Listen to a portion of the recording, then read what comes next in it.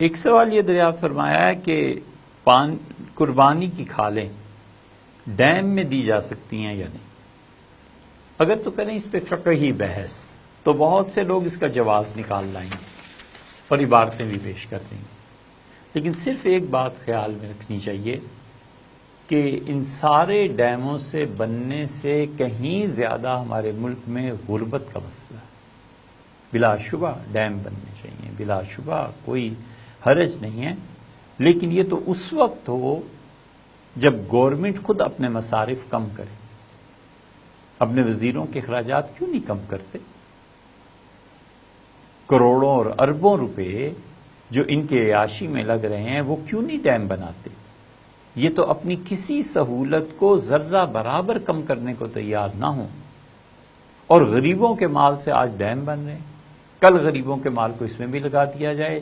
قربانی کی کھالوں کے کہ ملک میں بجلی کا نظام بہت خراب ہے لہٰذا اس میں بھی دو. پرسوں اس پہ آ جائیں کہ گیس کی پائپ لائنز بچھانے کے لیے نہیں ہے لہٰذا قربانی کی کھالیں اس میں بھی دے دی جائیں. اور اس کے بعد اس پہ آ جائیں مزید بڑھ کے کہ قربانی کی کیا ضرورت ہے، 10 آدمی محلے میں قربانی کر رہے ہیں، چھوڑو یار اس 10 آدمی اپنے پیسے جمع کریں اور غریب بچے کو پڑھا دیں. یہ سب چیزیں آہستہ آہستہ ایسے چلتی ہیں حتیٰ کہ روشن خیالی میں جا کر خدا کے دین میں تعریف کر دی جاتی. اس لیے ہم قطعاً یہ نہیں کہتے کہ قربانی کی کھالیں پانی کے ڈیم بنانے کے لیے چندے کے طور پہ وصول کی جائیں. وہ غریبوں کا حق ہے، اس قربانی کی کھال کو غریب تک پہنچنا چاہیے. وہ 10 روپے میں بکے، 1000 میں بکے، 5000 میں بکے، وہ جتنے میں بھی بکے اس غریب آدمی کو نفع پہنچنا چاہیے، فائدہ پہنچنا چاہیے. یہ کھالوں سے کروڑوں روپے وصول ہوتے تھے جن سے دینی مدارس کا استحکام تھا. دینی مدارس میں لاکھوں بچے تعلیم پا رہے تھے اور انتظار ہوتا تھا کہ کھالیں بکیں گی تو اتنے لاکھ اور اتنے کروڑ مدرسے میں آ جائیں گے، فنڈ پورا ہو جائے گا. لوگوں نے بالکل اس پہ توجہ نہیں دی اور پالیسی چینج کرنے والوں نے کہا کہ چونکہ کھالوں کی بنیاد پر دہشت گردی ہو رہی ہے لہذا کھال کی قیمت اتنی گرا دو کہ کوئی لے ہی نہ. کر لیا، سکون آ گیا. ملک میں دہشت گردی کو قابو میں لانا اپنا کام تھا جن کا، وہ اس میں فیل ہو گئے، نالائق ثابت ہوئے اور بغیر یہ سوچے کہ ان کھالوں پہ کتنے غریبوں کا گزارا ہوتا ہے، ان کھالوں کے مال پہ کتنے بچے پڑھتے ہیں، دین کی کیا رفتار ملک میں ہے اور کیا اس سے فائدہ پہنچتا ہے، ان کے وہم و گمان میں بھی شاید نہ ہو، اور یہ گناہ کا کام کیا ہے. بھئی دہشت گردی کو آپ ختم کریں، یہ آپ کا مسئلہ ہے، اسے آپ نے حل کرنا ہے. اس کا حل یہ تھوڑی ہے کہ غریب آدمیوں کو محروم کر دیں اور مدارس کو محروم کر دیں. یہ ان کی اپنی نالائکی اور ناکامی کی دلیل ہے.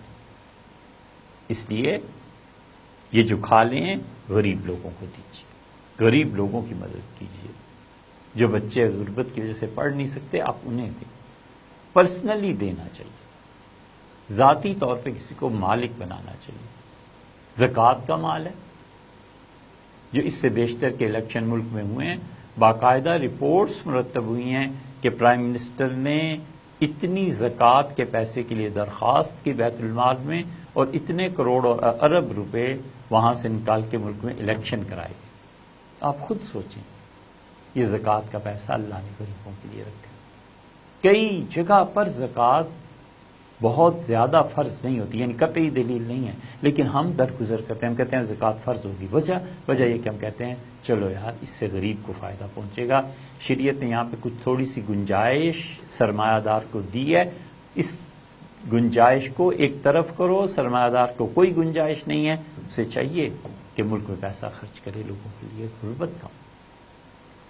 ہم شریعت کے احکامات میں اس گنجائش کو اڑا دیتے ہیں، ہم کہتے ہیں غریب. یہ کیا طریقہ ہے کہ کروڑوں اور اربوں روپے جو غریب لوگوں کا حق تھا وہ ملک میں الیکشن کے لیے استعمال ہو رہے ہیں؟ بھئی آپ الیکشن کرانا ہی چاہتے ہیں تو آپ اور ذرائع کو استعمال کیجیے، آپ چندہ کیجیے، آپ قوم سے مانگیے کہ الیکشن کرانے ہیں اور ہماری جو اکانومی کی پالیسیز تھیں ہم سے کنٹرول نہیں ہو سکی، ہم فیل ہو گئے ہیں، اس کے باوجود ہمارے سر پہ یہ سوار ہے کہ تم لوگوں کا خون چوستے ہیں.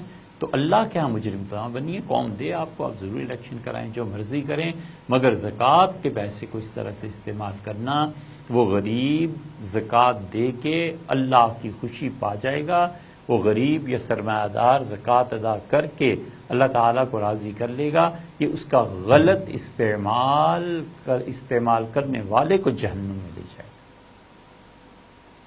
اس لیے یہ نہیں کیا جا سکتا، ڈیمز بننے چاہیے، کوئی شبہ نہیں، بہت بڑی نیکی، بہت بڑی نیکی، اس ملک کا ایک طرح سے مقدر بدلنے کی بات ہے، وہ نہیں، زیر بحث ہی نہیں، زیر بحث صرف اتنا سا ہے کہ قربانی کی کھا لیں، وہ غریب لوگوں کا۔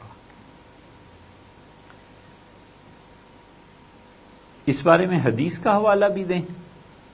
حدیث میں جو آپ نے تحریر فرمایا کہ صحیح مستحق کون ہے، تو غریب لوگ ہیں، جن پر جو لوگ زکوٰۃ لے سکتے ہیں، یا پھر ہدیہ ہے